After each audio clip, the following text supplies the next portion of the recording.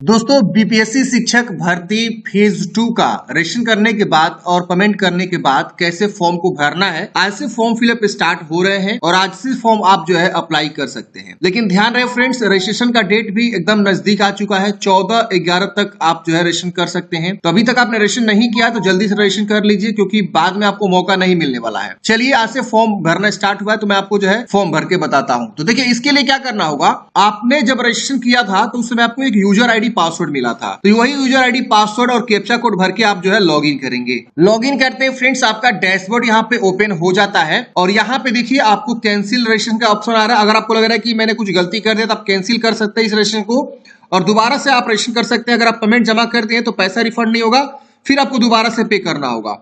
अब यहाँ पे देखिए आपको दो चीज मिल रहे हैं। एक मिल रहा है फिल एप्लीकेशन फॉर्म में एजुकेशन डिपार्टमेंट एप्लीकेशन फॉर्म, दूसरा मिल रहा है वेलफेयर डिपार्टमेंट एप्लीकेशन फॉर्म। तो जब आप रजिस्ट्रेशन किए थे उस समय अगर आप दो जगह टिक किए थे, मैं आपको दिखाता हूं, यहां देखिए, अगर आप दो जगह टिक किए थे, शिक्षा विभाग के विद्यालय अध्यापक के लिए भर्ती और कल्याण विभाग एवं पिछड़ा वर्ग विभाग के भर्ती, तो अगर आप इन दोनों को टिक किए होंगे फॉर्म भरते समय, रजिस्ट्रेशन करते वक्त, तो ये दोनों आपको फिल करने का ऑप्शन आएगा। एक चीज बता दूं, मैं दो वैकेंसी आप सबको मैंने स्टार्टिंग में ही बताया था। एक वैकेंसी 69,706 है जो शिक्षा विभाग के अंतर्गत आई हुई है। दूसरी वैकेंसी 916 है जो पिछड़ा वर्ग एवं अति पिछड़ा वर्ग कल्याण विभाग के अंतर्गत निकाली, जिसमें 916 पद है मात्र। तो आपको यही पूछा जा रहा है यहाँ पे कि आप जो है पहले कौन सा फॉर्म भरना चाहते हैं। तो अगर आप दोनों टिक किए थे रजिस्टर करते वक्त तो दोनों यहाँ पे शो करेगा। कोई एक टिक किया था तो कोई एक यहाँ पे फॉर्म को भरेगा। अब हम यहाँ करते हैं एजुकेशन डिपार्टमेंट एप्लीकेशन पे क्लिक। जैसे हम इस पे क्लिक करेंगे उसके लिए यहाँ पे देखिए फॉर्म खुल रहा है और ये सारी जानकारी रजिस्ट्रेशन से उठा लिया है। आपको यहाँ पे कैमरा भी ऑन हो जाएगा, ठीक है ना। तो कैमरा आपको खींचना भी है, लाइव फोटो यहाँ पे खींचना है। तो यहाँ पे आपको एक कैमरा का अलाउ करने का ऑप्शन आएगा। कैमरा आप अलाउ कर दीजिएगा ताकि जो है आपका वो फोटो खींच सके, क्योंकि लाइव फोटो ही खींचना है। और यहाँ एप्लीकेशन का जो है टाइमिंग भी चल रहा है, इस समय में आपको भर लेना है। तो चलिए यहाँ पे हम क्या करते हैं, नीचे आते हैं, ये सारी जानकारी मिलाते हुए आप नीचे आएंगे। यहाँ पे कुछ नहीं भरना है, ये सब जो है रजिस्ट्रेशन वाला जानकारी शो कर रहा है। आपने क्या क्या चुनाव किया यहाँ पे भी सारा चीज वो शो कर रहा है, देख रहे हैं ना। अब आप क्या करेंगे, नीचे आएंगे, यहाँ नेक्स्ट का ऑप्शन मिलेगा, आप नेक्स्ट वाले पे क्लिक करेंगे। देखिए नेक्स्ट करते ही अगले स्टेप में यहाँ पे आपकी जानकारी आ जाती है। अब यहाँ पे थोड़ा सा और नीचे आएंगे, देखिए आपने जो जो चुनाव किया सारा चीज यहाँ शो कर रहा है, देख रहे हैं ना कि आपने क्या क्या चुनाव किया रजिस्टर करते वक्त। अब यहाँ पे आपको जो है प्रायोरिटी देना है, inter post priority number class 6 से 8 के लिए आपका प्रायोरिटी क्या है। पहला प्रायोरिटी है तो आप यहाँ पे 1 दे देंगे, वैल्यू इंटर वैल्यू 1, देख रहे हैं ना। यहाँ पे इस तरह से हमने दे दिया। अगर आप और भी विद्यालय के लिए यहाँ पे चॉइस किया हुआ है, जैसे आप मान लीजिए 9 से 10 के लिए भी चॉइस किए तो उसका भी प्रायोरिटी आप यहाँ पे दे सकते हैं। तो इस तरह से प्रायोरिटी आएगा। मगर मतलब ये इसका क्या मतलब है, मतलब ये मतलब है कि अगर आपकी जॉब लगती है तो आप पहला प्रायोरिटी किस जो है विद्यालय के लिए जाएंगे, मिडिल स्कूल, हाई स्कूल या इंटर स्कूल। तो ये यहाँ पे पूछ रहा है कि आपको अपना प्रायोरिटी देना। यहाँ देखिए विद्यालय अध्यापक के मूल कोटि 6 से 8 के पद नियुक्ति शैक्षणिक योग्यता प्रमाण पत्र यहाँ पूछ रहा है। यहाँ से देखिए ये आपको आ रहा है, यहाँ पे आपको बताना है कि आपने क्या किया हुआ है। कम से कम आपने जो है स्नातक किया हुआ है और डीएलएड किया हुआ है तो आप इसको चुनाव करेंगे। कम से कम 50% स्नातक या स्नातकोत्तर बीएड किए तो इसको आप चुनाव करेंगे। तो जो आप यहाँ चुनाव करेंगे उसके अकॉर्डिंग यहाँ पे ऑप्शन खुल के आएंगे।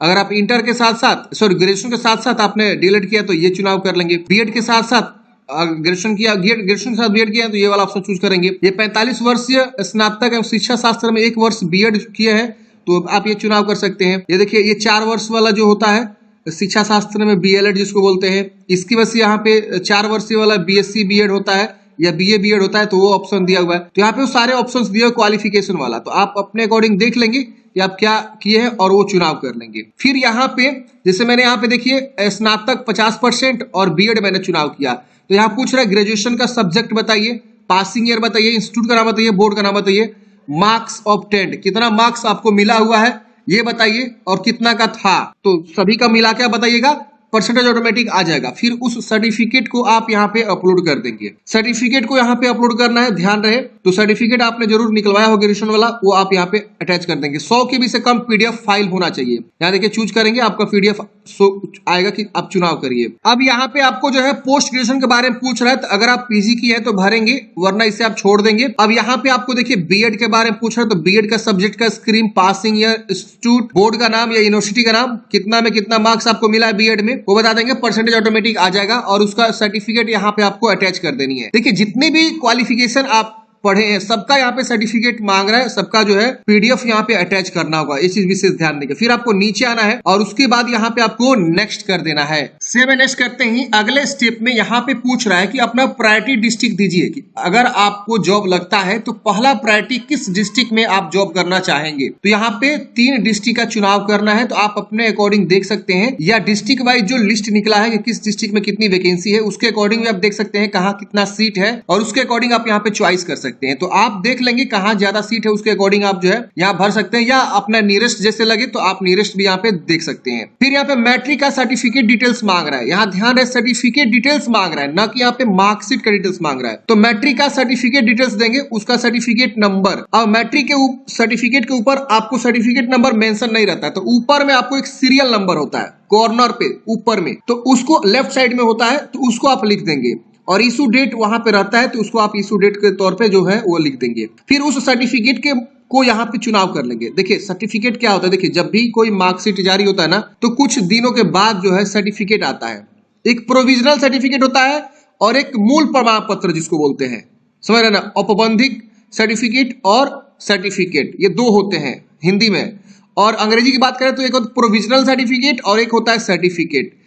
प्रोविजनल सर्टिफिकेट जब आपका मार्कशीट मिलता है उसी समय मिल जाता है, और ओरिजिनल जो सर्टिफिकेट होता है वो 6 महीना बाद या 1 साल बाद आता है आपके कॉलेज में जहां से आपने 10वीं पास किया हुआ है। तो आप जाएंगे ना कॉलेज में तो वो दे देंगे आपको, वहां पे रखा रहता है अगर आप नहीं निकलवाए हैं। तो ये मैट्रिक का सर्टिफिकेट मांग रहा है, ध्यान रहे, उसको आप यहाँ पे देंगे, जानकारी को अटैच करेंगे। 100 KB से कम होना चाहिए पीडीएफ। उम्मीदवार का एक शारीरिक पहचान चिन्ह बताइए, मतलब बॉडी में क्या पहचान है उसको आपको बताना है, और सही से आप पहचान बता दीजिए, जैसे कि तिल का निशान, कटा का निशान, जला का निशान, वो आपको लिखना है अंग्रेजी में। अब यहाँ पे आप नीचे आएंगे तो यहाँ पे आपको जो है लाइव फोटो अटैच करना है। अब देखिए मेरे केस में यहाँ पे मेरा फोटो आ रहा है, ध्यान रहे आपका जो बैकग्राउंड होना चाहिए कोई सिंगल बैकग्राउंड रहे, व्हाइट बैकग्राउंड रखिएगा, प्रेफर रहता है, काफी लोग यहाँ गलती करते हैं। तो सही से फोटो आपको अटैच करना है और कैमरा के सामने फेस रख के कैमरा की तरफ देख के आपको फोटो लेना। जैसे मैं देखिए यहाँ पे देख रहा हूँ, और मैं यहाँ पे क्लिक टू कैप्चर इमेज पे क्लिक करूंगा ना, तो मेरा जो है फोटो यहाँ पे क्लिक हो जाएगा। मैं देखिए यहाँ पे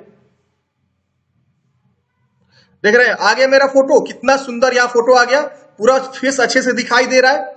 तो थोड़ा लाइट की भी कमी है, बट आप लोग लाइट अच्छे से जो है यूज करके जो है फोटो यहाँ पे अपलोड करेंगे। अब यहाँ पे अगर रीटेक करना चाहते हैं, मान लीजिए गलती खिंचा गया, तो आप रीटेक यहाँ कर सकते हैं, रीटेक फोटो का ऑप्शन दिया हुआ है। और अगर नहीं लग रहा है कि नहीं गलती नहीं हुआ है, तो आप यहाँ पे इस पे क्लिक करके जो है फोटो अपलोड कर देंगे। इस पे क्लिक करते देखिए अपलोड हो गया सक्सेसफुली, ग्रीन हो गया।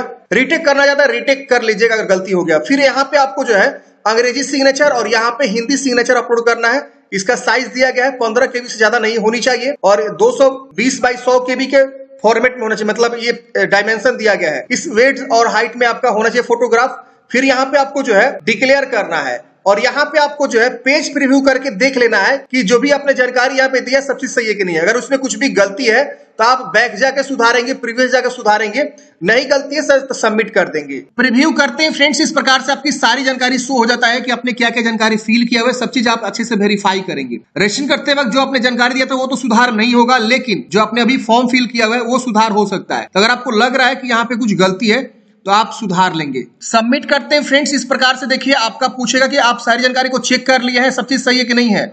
अब यहाँ पे आप सबमिट करेंगे तो इस प्रकार से मैसेज जनरेट होगा कंफर्मेशन का। यस करेंगे ना, आपका फॉर्म जो है फाइनल सबमिट हो जाएगा और आपका लिख देगा कि आपका फॉर्म जो फाइनल सबमिट हो चुका। अब आपको प्रिंट आउट निकालना है, तो कैसे प्रिंट आउट निकालेंगे, तो अगेन आप लॉगिन करेंगे और लॉगिन करने के बाद से वहां पे प्रिंट आउट का ऑप्शन मिल जाएगा। प्रिंट आउट निकाल के अपने पास हार्ड कॉपी सुरक्षित रख लेंगे। अब यहाँ पे आप दोबारा लॉगिन करेंगे तो यहाँ पे प्रिंट करने का ऑप्शन मिल जाएगा, प्रिंट निकाल लेंगे। अब यहाँ पे मान लीजिए आप दूसरा वाला फॉर्म भरना चाहते हैं वेलफेयर डिपार्टमेंट वाला, तो वेलफेयर डिपार्टमेंट वाला पे क्लिक करके जो है आप फॉर्म को अप्लाई कर सकते हैं, जिसमें 910 पद है। तो इस तरह से फ्रेंड्स हमने डिस्कशन किया कि रजिस्ट्रेशन करने के बाद से, पेमेंट जमा करने के बाद से कैसे फॉर्म को अप्लाई करना है स्टेप बाय स्टेप। मिलते हैं फ्रेंड्स किसी नेक्स्ट वीडियो में। जय हिंद।